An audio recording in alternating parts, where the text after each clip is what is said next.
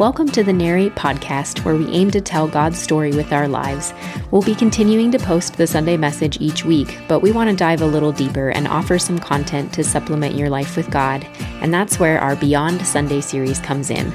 Join Adam and Narrate staff as they provide thoughtful discussions, ideas, and interviews that go beyond the message you'll hear on Sunday.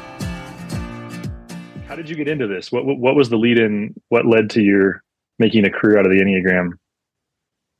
Well, as so many good things, it started out of necessity for sure. That in the process of managing a business and managing 3 kids and, just doing life, I felt like I was burning out so fast with especially the emotional capacity of what was being asked of me. And I just kind of started looking for things that could help me understand how to manage people better. And I had the greatest example of my dad being able to manage people, because he managed people for like 30 years at Fish, Wildlife, and Parks. And he was really into MBTI. And so we grew up as kiddos in the back of a van doing like the book version of MBTI and figuring out what our types were and, getting a little bit more understanding about why we do the things that we do. And he was a big student of these things and would bring it to his office and manage his team of biologists as well. And so I had a friend who introduced me to the Enneagram probably, let's say 7 years ago. And I remember just thinking like, wow, this is so helpful, because the Enneagram asks the question of why. Why do you do the things that you do? Which is so how my brain works. If I can understand why something is happening, then I can understand everything else about it. And I'll remember all the parts of it. If you just tell me what, I'll have to like straight memorize. But if you tell me why, then I can understand the whole thing and I'll remember it really easily. So it just clicked with how my brain works. And there's so many great personality typing systems out there, like Colby. I don't know if you've heard about Colby. Is a cognitive style. That's a new one for the business world. It's the only one you can use as part of the hiring process and legally. Like legally? Really? Yeah. Because it's cognitive. It's not personality. But that one's really, really interesting. MBTI is fascinating and it's super vetted. It's been around for a while. Enneagram's been around for a while, but it's kind of been in this form more recently.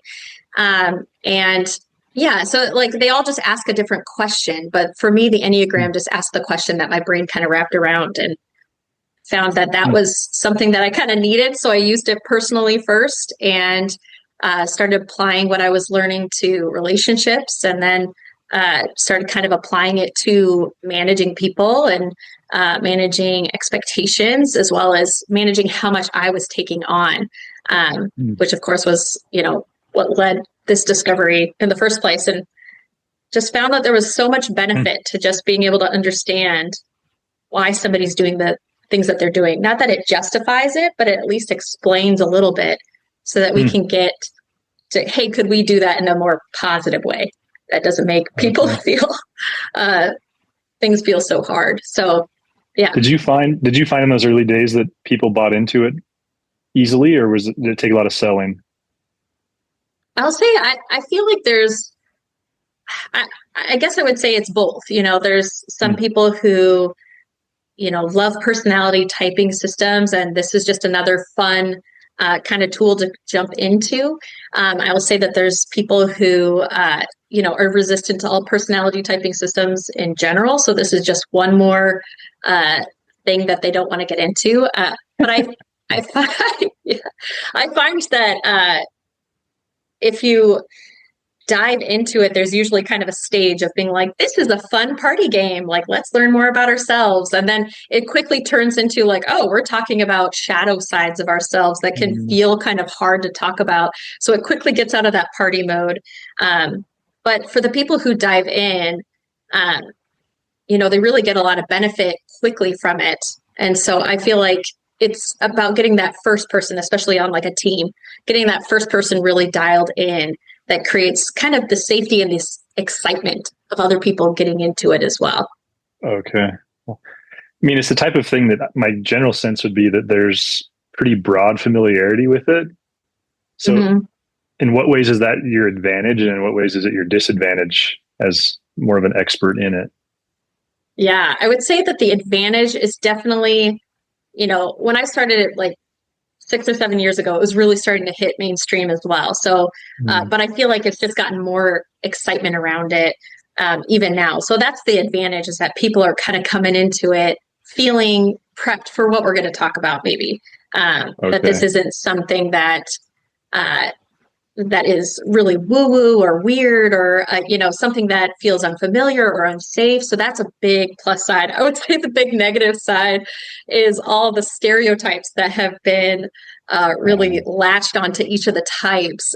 In fact, when I do lots of consulting, I try to obscure questions I'm asking so that people aren't just like, oh, that's me. I'm a type 1 with a, a 9 wing and and a 6 wing. And you're like, okay,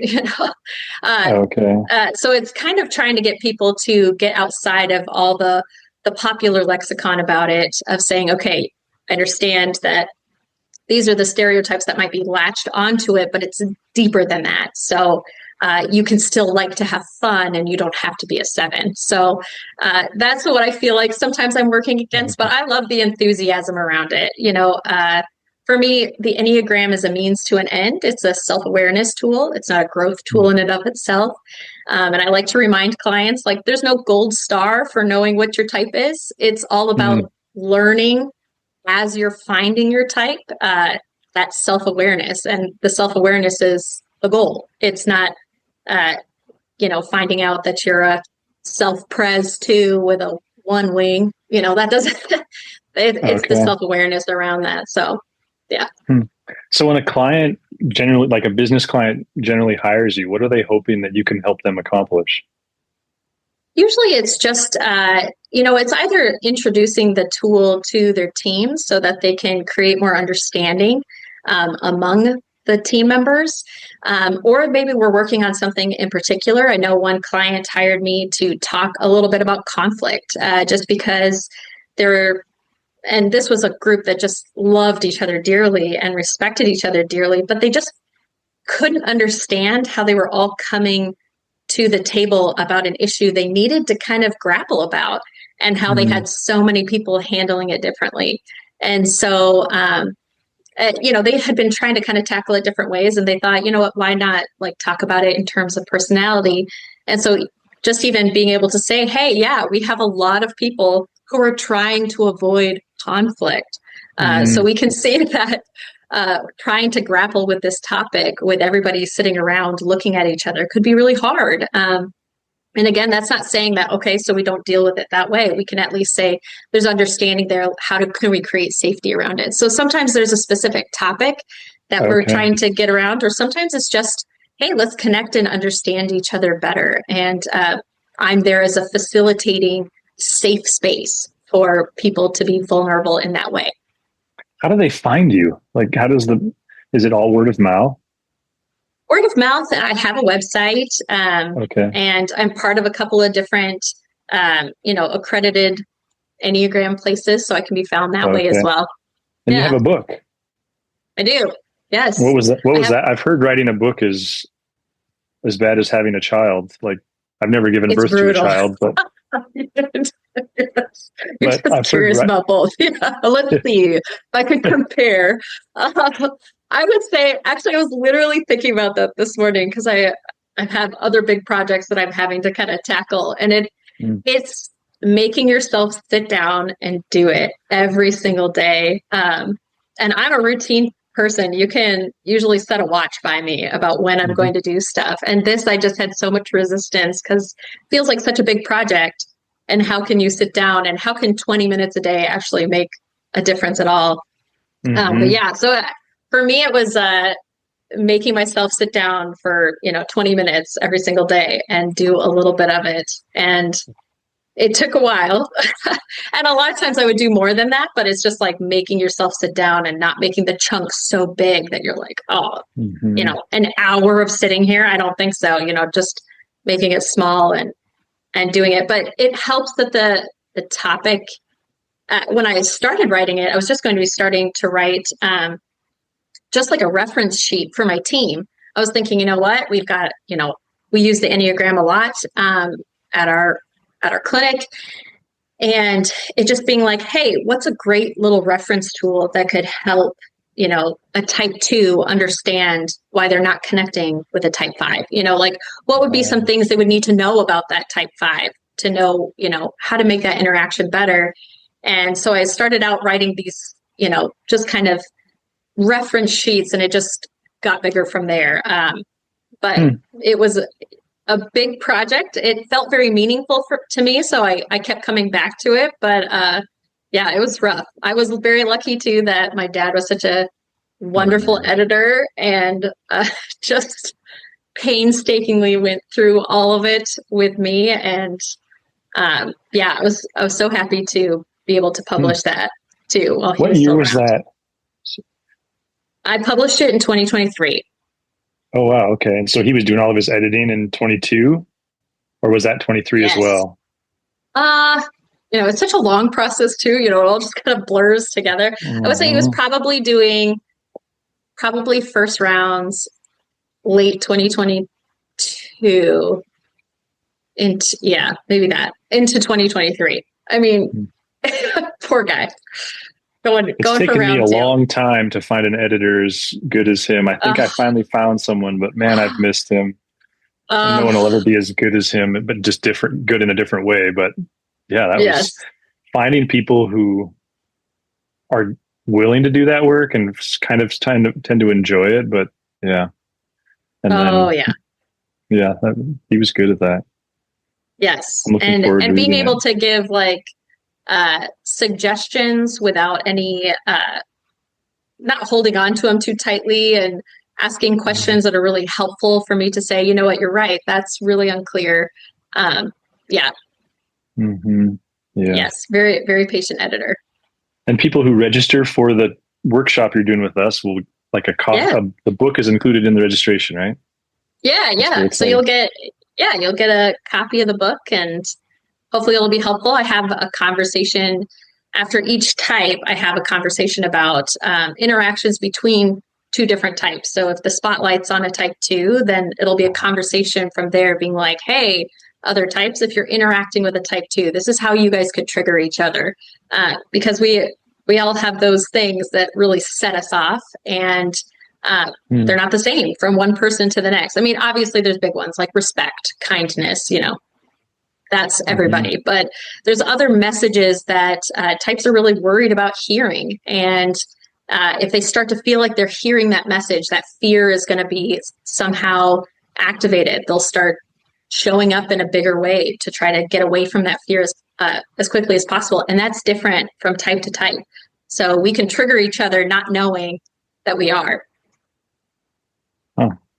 So if you're on a team, and this is not, I'm not speaking of our existing team, but this just raised this question. Do you ever run into situations where you're working with the team, but there's a member or members of that team who refuse to personally type themselves? And then go ahead. What? Well, I was going to say, so then how do you keep that team conversation going? Like, do they just have to remove themselves from it altogether, or they just talk around them? Like, what do you do in that situation? I guess anytime that you're coming in and talking about these things, I guess I always take the stance of this as an invitation. It doesn't happen frequently, but a lot of times the person who doesn't want to participate, they have a really good reason, even if it's just to them. And I think it's important to understand that there has to be a lot of really good psychological safety in a team to be able to talk about things that you're going to talk about when you talk about personality typing systems, whether it's MBTI, Enneagram, Colby, whatever it is. And maybe there's something that they don't want to have to talk about, and that's okay. There can still be a lot of benefit about having them be in the room and listening to the things that are happening and not feel like they have to participate. There's a few types on the Enneagram too that privacy and personal information is top of the line for them. That is one of their biggest things that they are protecting. And so just going in and understanding, like, some people are not going to want to participate, and that's okay. It doesn't mean that they're disengaged necessarily, but that right now they don't feel safe. And just even having the conversation in a team of, hey, there's 9 different ways, times a lot more variations to it, of looking at the world that are completely normal and valid, is a really helpful conversation still. So it's a little bit of talking around them a little bit, but it's helpful. So I'm going to guess that 9 is one of the types that protects their information closely. I will say that type 9s generally don't, and I don't want to say this totally because I'll have a bunch of stubborn 9s get after me, but they are types that typically don't like being told what type they are. And they have a hard time. They have a hard time landing on a type because they can see themselves in all types. And you never tell a 9 what type they are. You can just hold that in your heart. You don't have to tell them. Oh, funny. Man, yeah, that's so funny because, I can think like 9s are generally like the most kind, nice, accommodating people. But when you bump into the wall of a 9, it's like, what is happening right now? It's so funny. And it comes out of nowhere and you have no idea that you're going to do it. It's like walking through an open field and just face planting into a stone wall. Yes. That's funny. Wow. Yeah. Huh. How for you on a personal level, like how does this intersect with your faith? Like, is that been a part? And it's not important to me that it is. I'm just curious, like how that all comes together. I feel like for the Enneagram in particular, I would say that intersecting with my faith, it's more just being able to see that we're all made differently. Like we just showed up on this earth and we're going to be different expressions of what is holy. Our best expression of ourselves is going to be different than each other, and having permission around that. I think we spend a lot of time trying to be different. My particular type, that's something we do. We're just trying to be just a little bit better, or just a little bit different, to be a little bit more pleasing, and there be a permission over it and saying, like, God made you just like this, and they made somebody else differently as well. And that there's no mistake there. I think as far as coaching in general, what I've found that has been just like a really fulfilling part of what I do is being 10,000 feet back from somebody's life, because, they're not my family and they're not me. And just seeing God's hand in a situation, and seeing how something that's really, really hard for the person when they're in it and they're just mired and they can't see their way through, and being able to stand 10,000 feet back and being like, okay, I can see how God is working here, even though it feels like he's not, to be able to see that. And it's really rewarding. Obviously it stinks when you're the person in it, but when you're a person standing back and knowing that there's a purpose for this, it's really fulfilling being able to walk alongside somebody. Wow. Yeah. So let's tease out a little what you're going to do in your time with us in Helena. Like, how are you? I mean, we'll have already said to people, and we'll reinforce, like, this is going to be introductory safe. But when you start pulling back layers, what are the layers that you're going to go after? Absolutely. So we'll talk definitely in introductory level. So nobody needs to come in and feel like they know their type or subtypes or wings or anything like that. We'll definitely talk about Enneagram in general, but then we'll also spend a good chunk of time talking about Enneagram and relationships. And you could say Enneagram and interaction. So this doesn't have to be, spouses or even kids or anything like that, but just how interactions among types can, lead to certain dynamics that are kind of a perpetual pattern, and how to get out of those. But like I was talking about with my book, which will be a really good kind of supplement to this, is how we can go about triggering each other, how we deal with conflict different, and how that can lead to patterns and dynamics, and even dealing with expectations, because we all handle them differently. Expectations from the outside world coming in, and how that can lead to patterns of interactions as well. So it'll all be very introductory safe. So nobody needs to come in with a PhD in human behavior or the Enneagram or anything like that. But so it should be a good place to learn a little bit about patterns, as well as some Enneagram basics as well. Sweet. That sounds so exciting. I mean, just in that relational space. Is it generally true, like the way I was trained is if you don't hate it, it's not your type. Is that a uniquely one thing, or is that generally true? No, I actually feel like that it goes a couple of different ways. I hated my type, and I was definitely like, I'd pretty much be anybody than those whiny little twos over there. Because you're a two? Yeah. Oh, okay. Huh. And I definitely had, you kind of have that oily, like, when you're thinking about your type. Or I've heard of it, especially for people who maybe, struggle to find their type for a long time. It's like a feeling of coming home, like a feeling of understanding. Okay. Yeah. So I've heard both ways. I had the, reaction. It's funny. Years ago, we did this training with Dr. Bruner. Your dad would have been a part of it. We had the council and some other people around Narrate. And I don't know have you met Steve Wong? Do you know Steve, the old hot rod guy that his wife Deb is in your mom's study forever? Oh, yeah. Yeah, I think so. Yeah. He's an old hot rod guy that had the oldest car dealer's license in town. And I remember, so he was typed as a 2, and someone asked him, I can't remember who it was that asked him at this thing, so what is your type? And he said, well, I used to be a 1, but now I'm a cupcake. Like, he was just so disgusted and disappointed with himself that he was a 2. It's so funny. Yes, yeah. Do you run into, so it's not true anymore, but in those early days of our council, everybody on the council was either a 1 or a 3.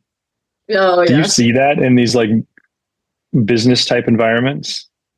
You do start to see kind of an iteration of a certain type of personality, especially say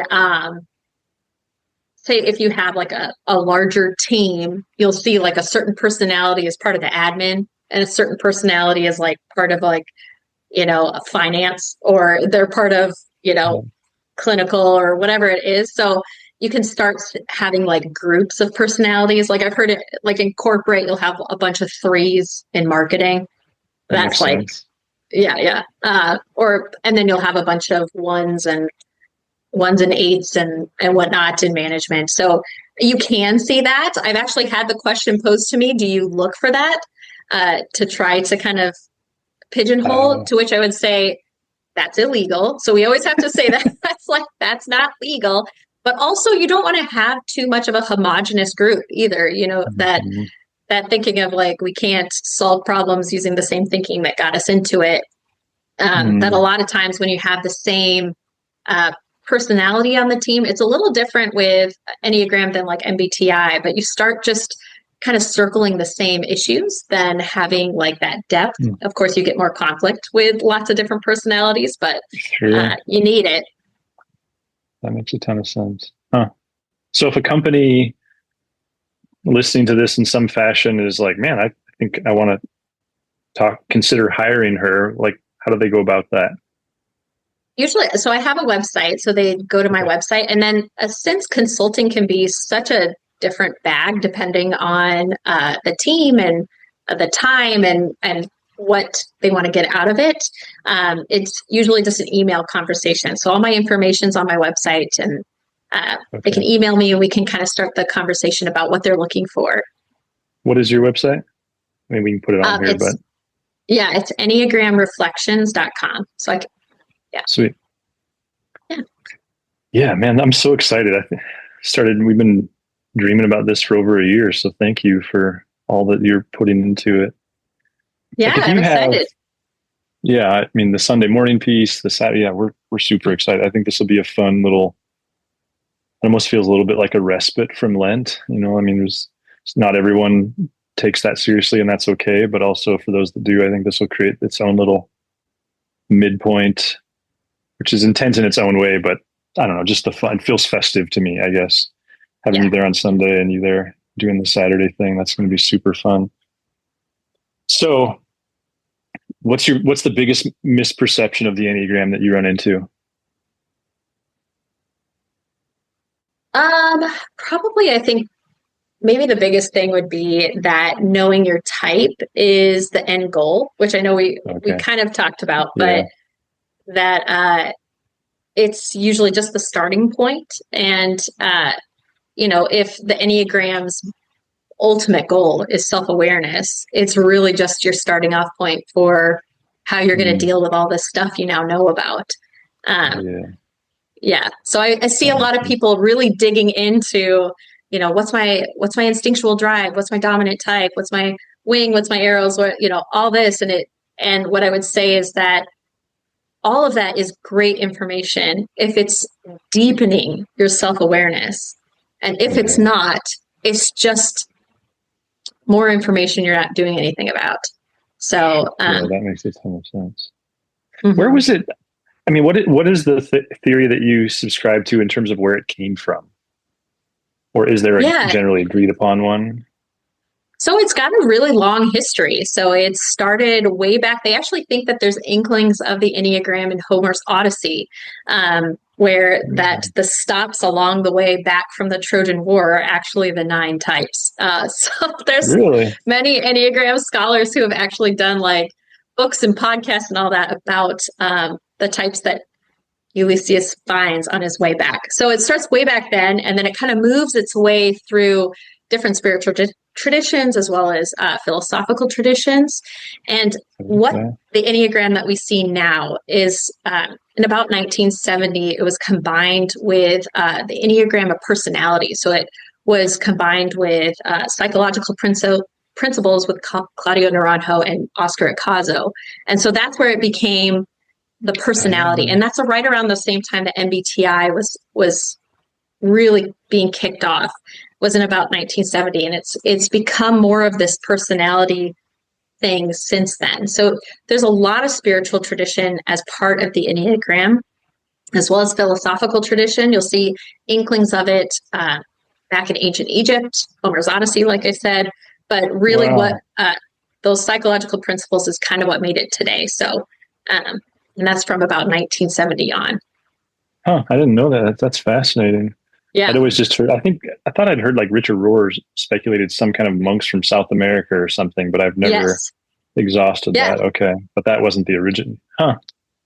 Which to me, I mean, no, go ahead. No, it's exactly. So it was kind of like this word of mouth kind of secret tradition. And there's different kind of schools moving about, one in South America as well. And it was something that was supposed to not be like part of the public. And then I can't remember who brought it to the public, but it became what it is now.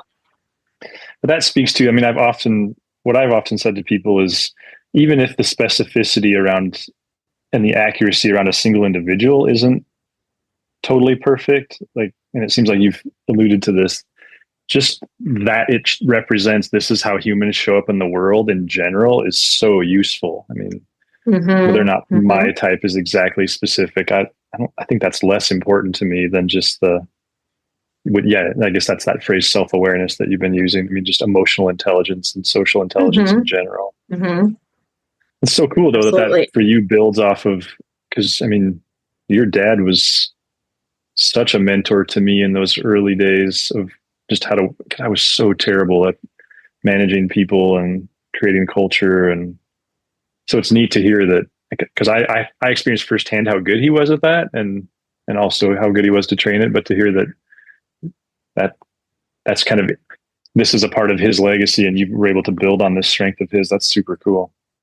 Absolutely. And I think too that it was intentional, that it's, leadership is something that's, I feel like sometimes we are thrust into it, but not given the tools to do it. And that, my dad spent time learning about other people.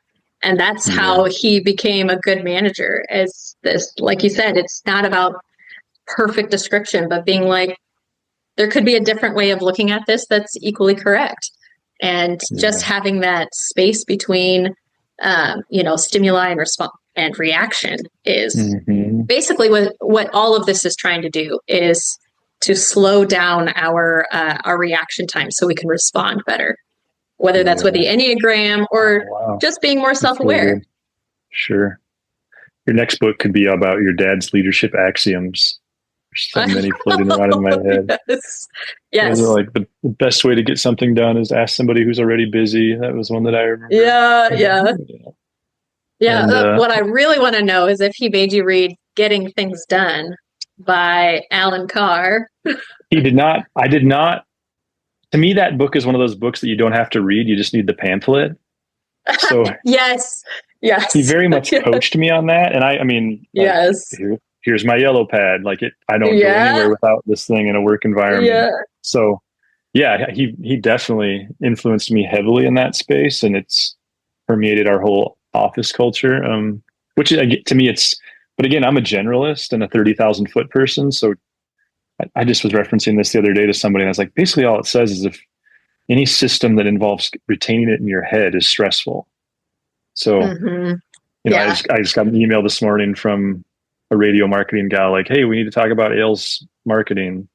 And I was like, well, I've got an hour blocked in the second week of March where that's the next time I'm really working hard on Ailes. So I'll circle back after that. And just like those systems of, I've got a box for that and a place for it. Yes. So big, but yeah. So yes, absolutely. He did. Yeah.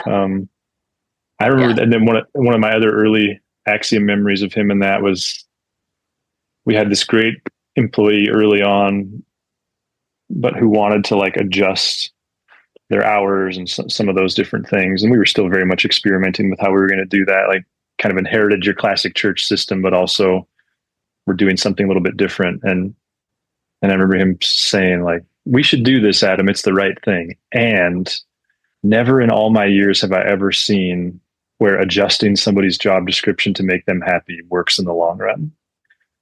Oh, so he just had so much insight on this stuff. He's the best. I had this funny interaction with your mom on Sunday because the music is so good at Narrate right now. And so your mom was, I think she was behind me a row, and I knew she was there. And I often will think Jim would like this music so much. Yeah. And I was telling her, so I said that to her afterwards, and she's like, oh yeah, he really liked this. And I said, nobody was more critical of the music at Narrate than Jim. And she was like, what? She had no idea. So I was like, oh, he was very kind about it and all those different things. But we one time had a person on staff who was very good and but was really pitchy in their vocal style. And he told me, oh no, your dad told me at a council meeting, like, that person needs to take voice lessons. And your mom had no idea that any of that happened, because needless to say, that person went and found a different job after we told them that. Brutal. Anyway, he was, but I love that about him because he had a way of being exacting and kind. Yes. He was, anyway. No, so. He took a whole section of my book and just went like, this either needs to be way bigger or cut completely. And I was like, real. So what'd you do? I mean, I am his daughter, so I do what I want. But I think I cut it to the point where it felt like the right amount. It was like, okay, this is like a tool, but this isn't a section. We're not like talking about this. But yeah, okay, yeah, he was brutal. But I think, I mean, I'm curious as a type 1, because Dad was a type 1, if you can relate. But it being, why wouldn't I tell you that this isn't good? And then you send it out into the world and it's not good. And I'm like, so as a 2, like, I've got this little marshmallow heart that's just like, okay. No, but I appreciate it. And that's why I asked him to do it, because I knew he wouldn't let me send garbage out into the world, and he would be honest with me. And he was always very kind, but exacting as well. So. For sure. Yeah. But you never wondered, I mean, I'm sure this is probably, I knew the more matured version of him, but all of the feedback always came after the sense of approval. Like that, it never felt like anything was conditional. No. Yeah. I mean, I don't know how many times he started a feedback to me by saying, not that it's my job to inflate your ego, but because he always gave so much positive as well. Like it was so frequent for him to, anyway. So this will be fun. Thank you for making this part of I'm your excited. calendar. And so let's see. So you're speaking on the 15th. Is that right? 6, 7, 8, 16th? Yes. Yeah. I think speaking on the 16th on Sunday, and then the workshop is 9 to noon on the 15th. Yes. I'm just double check. Yes. Yep. Yeah. So exciting. Thank you. I'm excited. Is there anything else that you were hoping I would ask you that I didn't ask?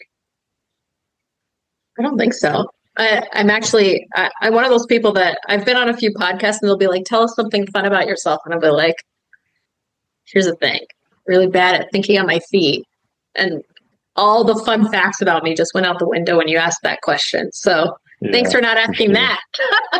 It might just be that I'm a 1. I'm not a 7 or an 8. So I don't know how to have fun. Oh, no.